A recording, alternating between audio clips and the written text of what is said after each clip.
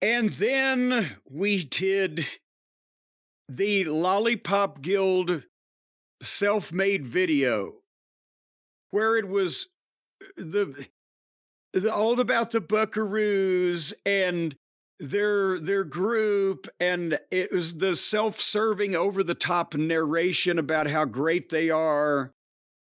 And then it transitions to the Buckaroos in the back at gorilla position doing the fake producer bit.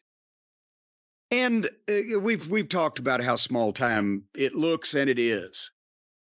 And that was what led into the entrance at 4 minutes before the 9 o'clock, top of the 9 o'clock hour, of the world champion, Swerve Strickland, who has also become an afterthought here in this promotion.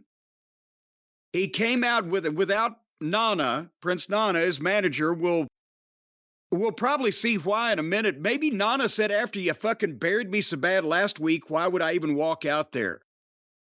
And I'm not talking about he said that to Swerve. I'm talking he probably said that to the office. But Swerve comes out and pitches to the tape on the screen of last week and what was done to him, blah, blah, blah. And then does the promo on Christian where he tells him, come on out here right now. We're going to settle this thing. Are you about sick of everybody standing by at the gorilla position waiting to be called out to settle things? How do they know? They're instantly, it's every fucking segment, isn't it? On both companies. What the fuck? Yeah, and I had a bad feeling about this one right away because they have just completely killed Swerve since he won the title when he's clearly a babyface. Once he clearly became a babyface, it was like, all right, let's kill him. And Yes. I knew it was coming here. I just knew it was coming because they kill every babyface in AEW. And But when he was terrorizing infants in their cribs and fucking invading people's homes and, leaving them in pools of their own blood, he was a raving babyface.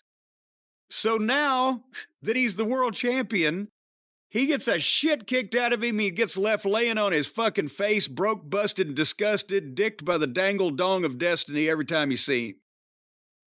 And in this case, here came Christian along with Dino Douche, Nick Plain, and Nick Plain's mom, who's bigger than everybody except the lizard in the group.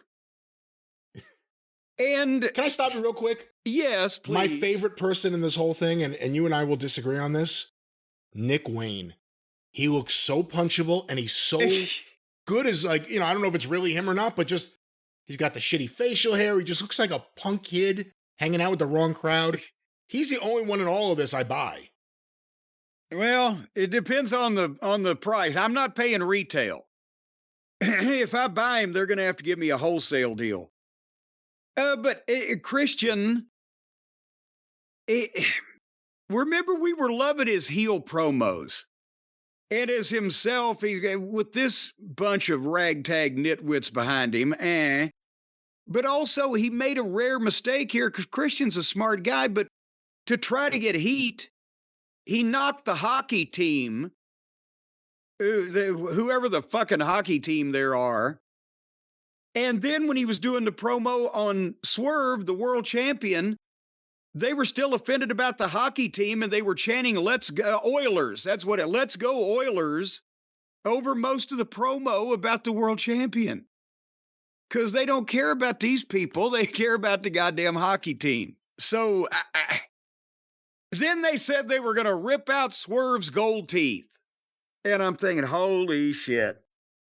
And suddenly, Swerve says, I didn't say I came alone. And Brian Cage and Bishop Khan and Tia Leone, the rest of Nana's embassy. It was the Mogul Embassy, but they lost Rick Ross somewhere along the way, right? Yeah, this was the payoff for all the months of Swerve having this B team as his crew. This was the payoff for all of that. They finally, for a moment, meant something as his backup. Yes. And then he said, now that they're in the ring with me, I dare you guys to get in this ring and take my gold teeth. And then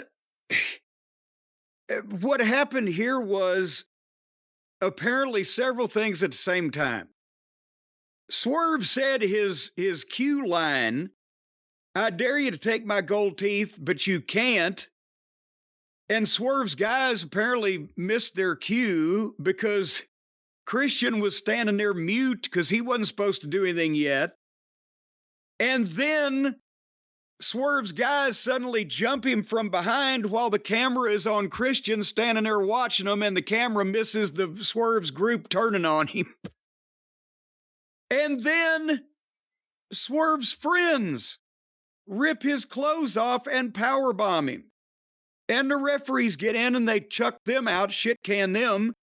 And then Cage presses Swerve and throws him over the top rope like a sack of shit. They clear the desk off. They take forever to awkwardly set Swerve up while he's doing, he can't fight back. He's overwhelmed and just doing nothing. And the two Stooges powerbomb him through the announce desk, and he is left laying unconscious and immobile. Again. 2 weeks in a row.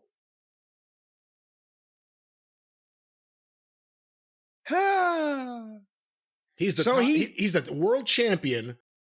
You could tell they started blowing it during the chase. He got the belt.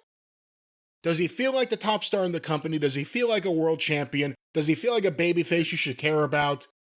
He needs to switch heel again. That's the only time he ever won anything. They're blowing it with everything. It's goddamn, it's insane.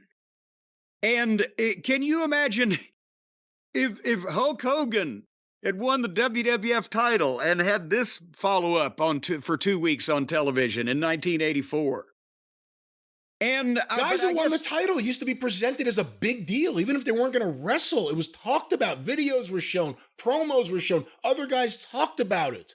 When they showed up, it was a big deal. For Hogan to wrestle on TV, that was a big fucking deal. For him just to appear on TV, that was still a big deal. Swerve, they just throw out there and make him look like shit. The world title means nothing. The world title's never meant less. Swerve's never meant less. And Swerve was just killed as a babyface for Christian Cage. Christian Cage! No. For the Buckaroos. Because as soon as Cage and company get to the back, they thank the Buckaroos. Good idea, good plan, good, they set it up. So again, we go back to the children are involved at the expense of the brand new world champion.